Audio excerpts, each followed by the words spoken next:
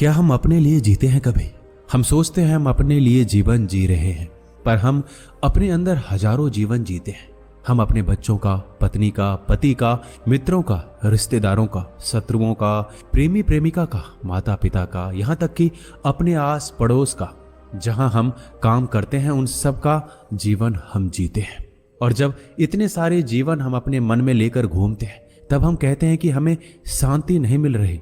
और इतने सारे जीवन हम अपने मन में लेकर घूमते हैं, तब हम कहते हैं कि हमें शांति नहीं मिल रही, सुकून नहीं मिल रहा, चिंता लगी रहती है, दुख लगे रहते हैं, हम डिप्रेशन में रहते हैं। और इसका एक ही कारण है कि आप अपना जीवन नहीं जी रहे हैं।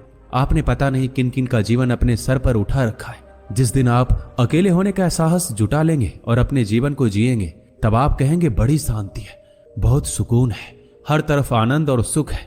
धरती पर चलने का भी सुख है, भोजन करने और भूखे रहने का भी सुख है, किसी की मदद करने में भी सुख है, किसी से मिलने में भी आनंद है और किसी से बिछड़ने में भी आनंद है। पर यह सब तब होता है जब आप अकेले हो जाते हैं। कभी आपने अपने जीवन को देखा है? वह जीवन नहीं है, वह जिम्मेदारियों का एक बोझ है। जबकि जो अकेला है उसकी तो जिम्मेदारी उठाने में भी आनंद है, वह खुश है उस जिम्मेदारी में। पर क्या आप हैं? जब भी आप पर कोई जिम्मेदारी पड़ती है, आप दुख में, चिंता में, डिप्रेशन में आ जाते हैं। जानवरों की तरह सब मरते हैं और सब जीते हैं। पर थोड़े बहुत भी जागृत है, वो समझते हैं कि जिनके पास समझ है, अंतिम समय में उन्हें समझ आ जाता है कि उन्होंने जीवन जिया ही नहीं बल्कि गवा दिया है। आप अपने जीवन को मत गवाना। जब मरो तो खुशी के साथ कि मैंने कुछ जीवन से जाना, पाया, अनुभव किया। अब कुछ नहीं रहा, अब तो मौत को भी जान लेते हैं, समझ लेते हैं, देख लेते हैं। जैसे ही एक दूल्हा या दुल्हन अपने दुल्हन या दूल्हे के इंतजार में रहता है, आपका इंतजार भी वैसा ही होना चाहिए। ना कि ऐसे जैसे किसी व्यक्ति को जल्लाद फांसी पर लटकाने ले जा रहा हो और वह चीख रहा हो, चिल्ला रहा हो कि अभी तो ये रह गया, अभी तो वह नहीं आया, अभी तो कुछ हुआ ही नहीं, छोड़ दो, बचा लो। एक शिष्य ने अपने गुरु से पूछा, गुरुदेव, इस दुनिया में सबसे बड़ा साहस, वीरता या बहादुरी किस कार्य में है? ऐसा क्या है जिसे करके कहा जा सके कि इस व्यक्ति ने दुनिया का सबसे साहसपूर्ण कार्य किया है? गुरु हंसे और उन्होंने कहा, दुनिया का सबसे साहसपूर्ण कार्य एक ऐसा कार्य है जो बहुत ही साधारण सा है और हर कोई करना चाहता है, पर किसी से होता नहीं है। अगर कोई उसे कर सके तो उससे साहसी इस दुनिया में कोई भी नहीं है। शिष्य ने कहा, वह कार्य क्या है गुरुदेव?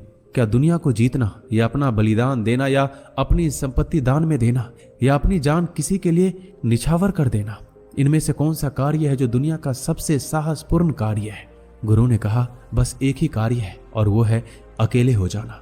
शिष्य ने कहा, यह कौन सा साहसपूर्ण कार्य है? अकेले तो कोई भी हो सकता है और सभी अकेले होने की कोशिश में लगे रहते हैं।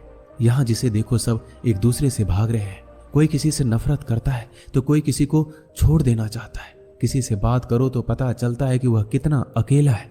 इस प्रकार तो सारी दुनिया ही साहसी कहलाएगी, क्योंकि सभी तो यहाँ अकेले हैं। गुरु ने कहा, सभी की बात छोड़ो, क्या तुम अकेले हो? शिष्य ने कहा, हाँ मैं बिल्कुल अकेला हूँ। कौन है मेरे पास? अपना परिवार मैंने छोड़ दिया, अपने मित्र, शत्रु सभी को मैंने छोड़ दिया। अब मैं यहाँ बिल्कुल अकेला ही तो हूँ। गुरु ने कहा, इसे अकेला होना नहीं कहते। क्या तुम्हें अपने परिवार की, अपने मित्रों की, अपने रिश्तेदारों की, अपने शत्रुओं की याद नहीं आती? क्या अभी भी तुम उनके बारे में नहीं सोचते? शिष्य ने कहा, हाँ सोचता तो हूँ और मन में ये ख्याल भी रहता है कि अब वो क्या कर रहे होंगे। पर फिर भी जब से मैंने उन्हें छोड़ा है तब से मैं उनसे नहीं मिला हूँ, ना ही उन्होंने मेरी कोई खबर ली है। तो फिर हुआ ना मैं अकेला। गुरु अपने शिष्य को एक दूसरे स्थान पर ले गए। वहां पर सब नए लोग थे, अनजान लोग थे। शिष्य किसी को नहीं पहचानता था। गुरु ने शिष्य को एक व्यक्ति के बगल में खड़ा कर दिया और पूछा, अब बताओ, क्या तुम अभी भी अकेले हो? शिष्य ने कहा, हाँ गुरुदेव, मैं अकेला ही तो हूँ। ना अपना परिवार है, ना मित्र है, ना रिश्तेदार है, कोई भी तो नहीं है। मैं अकेला ही तो हूँ। गुरु ने कहा, ये जो लोग तुम्हारे पास है इनका क्या? शिष्य ने कहा, मैं तो इसे जानता ही नहीं हूँ। गुरु ने कहा, बस यही तो बात है। किसी के शरीर से होने से फर्क नहीं पड़ता, फर्क पड़ता है तुम्हारे में वह है या नहीं। भले ही तुम्हारे मित्र, रिश्तेदार, संबंधी यहाँ पर ना हो, पर तुम्हारा मन अभी भी वहां है, इसलिए तुम अकेले नहीं हो। वह सब तुम्हारे साथ है। अगर तुम किसी अंधेरी गुफा में रहोगे, इसलिए तुम अकेले नहीं हो। वह सब शरीर से होने से फर्क नहीं पड़ता, फर्क पड़ता है तुम्हारे में वह है या नहीं। भले ही तुम्हारे मित्र, रिश्तेदार, संबंधी यहाँ पर ना हो, पर तुम्हारा मन अभी भी वहां है, इसलिए तुम अकेले नहीं हो, वह सब तुम्हारे साथ है। अगर तुम किसी अंधेरी गुफा में रहोगे जहां ना कोई पशु हो, ना पक्षी, ना कोई कीट हो, तब भी तुम वहां अकेले ही होगे, क्योंकि यह सब जो तुम्हारे मन में बसे हैं तुम्हारे साथ ही रहेंगे। ये तुम्हें कहीं अकेला नहीं छोड़ेंगे। इसलिए इस दुनिया में जो सबसे साहसपूर्ण कार्य है वह है अकेले हो जाना। जिसने इसे कर लिया उसे किसी को छोड़ने की आवश्यकता नहीं पड़ती। वह सबके बीच में रहता है पर अकेला रहता है। वह सारे कार्य करता है पर अकेला रहता है। पर ऐसा व्यक्ति जो संपूर्ण रूप से अकेला हो जाता है, उसे एक ऐसे व्यक्ति का साथ मिलता है जिसके मिलने से वह उस एकांत और शांति में प्रवेश कर जाता है जहां कोई भी दूसरा नहीं होता। शिष्य ने कहा, पर गुरुदेव, अभी तो आपने कहा कि एक ऐसे व्यक्ति का साथ मिलता है। जो जिस व्यक्ति का साथ मिलता है उसके मिलने से वह अकेला कैसे हो सकता है? गुरु ने कहा, जिसके साथ मिलता है वह कोई और नहीं, तुम खुद ही होते हो। तुम्हें तुम्हारा ही साथ मिलता है, और जब तुम अपना साथ पकड़ लेते हो तो किसी दूसरे के साथ की आवश्यकता होती ही नहीं है। और जहां दूसरा नहीं होता वहां पहला भी समाप्त हो जाता है, और जहां पहला समाप्त हो जाता है वहां शांति और एकांत के अलावा कुछ नहीं होता। और जहां ये स्थिति होती है वहां सब कुछ होता है, आनंद होता है। शिष्य को गुरु की बात बहुत अच्छी लगी और उसने तुरंत निर्णय लिया कि वह अकेला होकर ही रहेगा। इसके लिए उसने गुरु से आज्ञा ली और वह एक लंबी यात्रा पर निकल गया जब तक कि वह अकेला नहीं हो जाता। बहुत लंबी यात्रा करने के बाद, अलग अलग गुरुओं से मिलने के बाद 3 वर्ष बाद वह संपूर्ण रूप से अकेला हो गया। वह वापस अपने गुरु के पास लौटा और उसने गुरु को प्रणाम करके कहा, गुरुदेव, आपने सच कहा था। उस समय मैं अकेला नहीं था, बहुत बड़ी भीड़ मेरे साथ थी, परंतु अपने तप और साधना के बल पर आखिरकार मैं अकेला हो ही गया। मैंने सब कुछ छोड़ दिया। गुरु ने अपने शिष्य को ऊपर से नीचे तक देखा और कहा, क्या वास्तव में तुम अकेले हो गए हो? शिष्य ने कहा, हाँ गुरुदेव, अब मेरे भीतर मेरे अलावा कोई और नहीं है। गुरु मुस्कुराए और गुरु ने कहा, तुमने यह तलवार क्यों लटका रखी है? शिष्य ने कहा, गुरुदेव, यात्रा बहुत लंबी थी, रास्ते में बहुत सारे खतरे थे, जंगली जानवरों का डर था, इसलिए मैंने यह तलवार अपने पास रखी ताकि मैं अपनी रक्षा कर सकूं।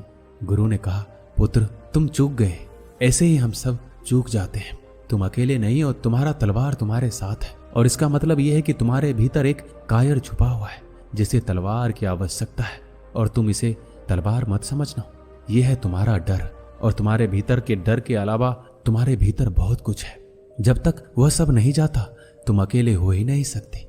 शिष्य को गुरु की बात सही लगी और वह फिर से लंबी यात्रा पर चला गया। 2 वर्ष बाद जब वो वापस आया तो उसके पास कोई तलवार नहीं थी। जब वह गुरु के आश्रम में पहुंचा तो गुरु ने उसे देखकर कहा, बहुत ही एकांत है, तुम्हारे भीतर कुछ नहीं छोड़ा और सब कुछ छोड़ दिया। गुरु ने पहचान लिया कि उनका शिष्य अब एकांकी हो चुका है। गुरु ने कहा, इस प्रकार पास खड़े व्यक्ति से कोई फर्क नहीं पड़ता जब तक कि तुम उसे जानते ना हो या तुम्हारी भावनाएं उसके लिए ना हो। उसी प्रकार पास पड़ी तलवार से कोई फर्क नहीं पड़ता जब तक कि तुम्हारी भावनाएं उसके लिए ना हो।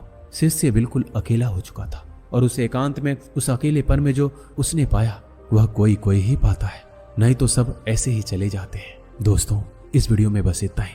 मैं आशा करता हूं कि आपने इस वीडियो से बहुत कुछ सीखा होगा। मिलते हैं अगले वीडियो में।